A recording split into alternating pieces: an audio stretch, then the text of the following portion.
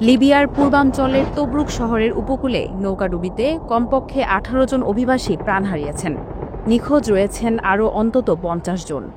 মঙ্গলবার আন্তর্জাতিক অভিবাসন সংস্থা এই মর্মান্তিক ঘটনার তথ্য নিশ্চিত করেছে। এই তথ্য পাওয়া গেছে বার্তা সংস্থা রয়টার্স থেকে।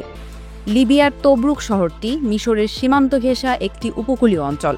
সেখান থেকেই ইউরোপের দিকে বিপদসংকুল যাত্রা শুরু করেন বহু অভিবাসী। কিন্তু দুর্বল নৌযান আর প্রতিকূল আবহাওয়া মিলে প্রায়ই ঘটে প্রাণঘাতী দুর্ঘটনা।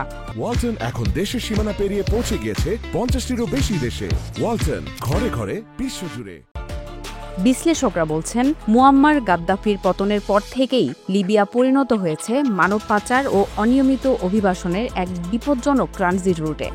রাজনৈতিক অস্থিরতা, সীমান্তে দুর্বল নিয়ন্ত্রণ এবং চোরা কারবারিদের সক্রিয়তা এই সংকট আরও বাড়িয়ে তুলছে।